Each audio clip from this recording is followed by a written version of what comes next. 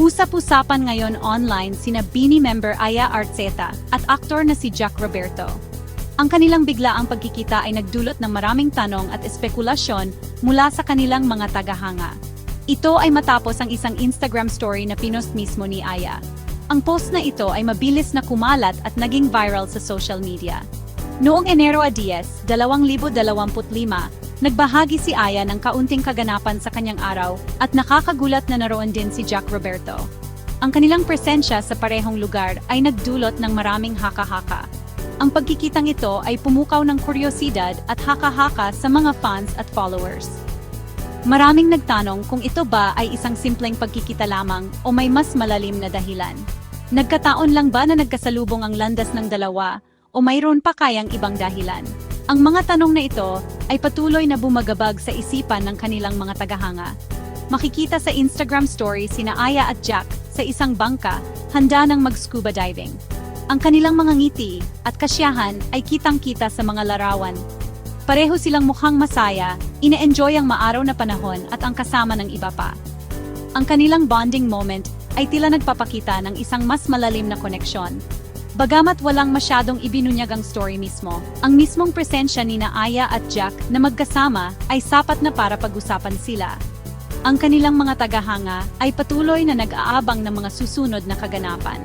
Ang timing ng pagkikitang ito ay lalong nagpaigting sa mga haka-haka. Maraming nagtataka kung ano ang susunod na mangyayari sa pagitan ng dalawang ito. Ang kanilang kwento ay patuloy na sinusubaybayan ng marami. Ang scuba diving trip ni Aya ay hindi basta isang ordinaryong bakasyon. Ito ay isang espesyal na karanasan na matagal na niyang pinapangarap. Ito ay panimula sa isang mas malaking adventure na magdadala sa kanya sa iba't ibang lugar. Nakatakdang lumipad patungong Egypt ang BINI member ng araw ding iyon, puno ng excitement, pag-asa. Ibinahagi ni Aya ang kanyang excitement tungkol sa kanyang biyahe sa kanyang mga fans at nag-post ng mga litrato niya sa airport na agad namang nag-viral.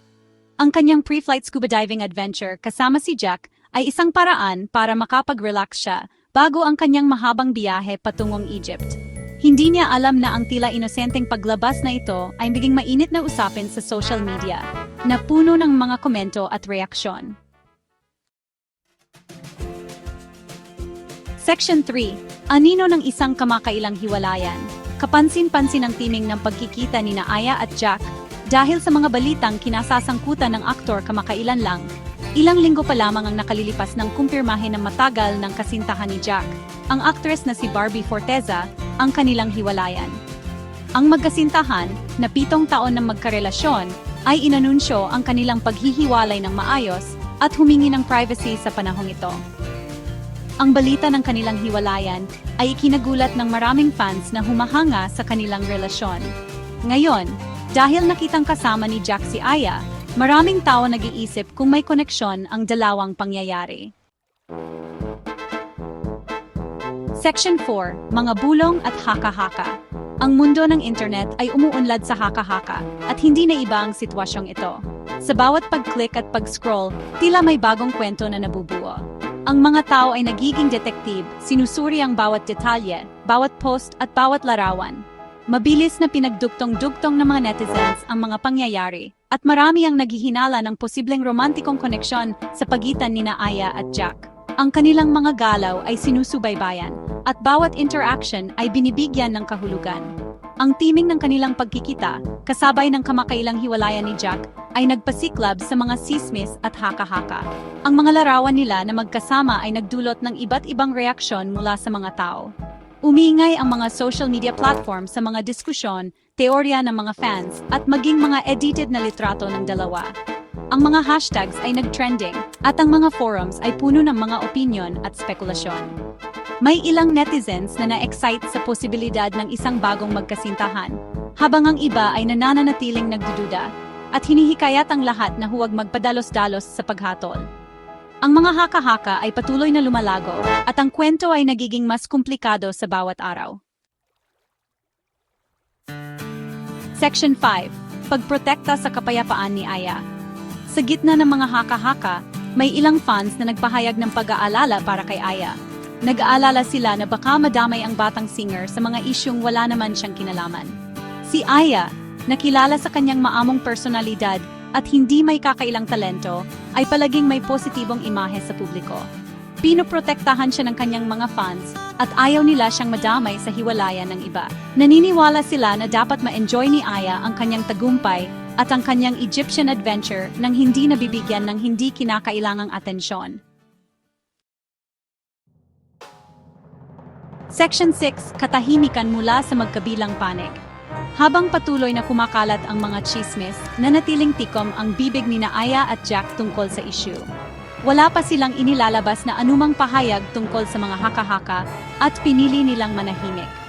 Ang kawalan ng komento ay lalong nagpapataas ng kuryosidad ng mga fans at followers na sabik na malaman ang katotohanan. May ilan na nag-iisip na ang kanilang pananahimik ay indikasyon na mayroong higit pa sa kwento kaysa sa nakikita. Ang iba naman ay naniniwala na pinipili lamang ni Aya at Jack na huwag patulan ang mga walang basehang chismes. Section 7, Panahon lamang ang makakasagot. Sa ngayon, nananatiling misteryo ang katotohanan sa likod ng pagkikita ni Aya at Jack. Maraming haka-haka at espekulasyon ang lumalabas, ngunit wala pang konkretong ebidensya na magpapatunay sa mga ito. Ang kanilang mga tagahanga ay patuloy na nag-aabang ng anumang balita o pahayag mula sa kanilang mga idolo. Panahon lamang ang makapagsasabi kung may katotohanan ang mga haka-haka o kung ito ay isa lamang inosenteng pagkikita ng dalawang taong nagkataong nasa isang lugar sa parehong oras. Ang mga pagkataong ganito ay madalas na nagiging sanhi ng iba't ibang interpretasyon at kuro-kuro mula sa publiko. Hanggang noon, ang mga fans at followers ay naiwan sa sarili nilang mga kuro-kuro. Sinusuri ang bawat detalye at naghintay ng anumang senyales o pahayag na maaring magbigay liwanag sa sitwasyon. Ang social media ay nagiging pangunahing plataporma para sa mga diskusyon at debate tungkol sa kanilang pagkikita.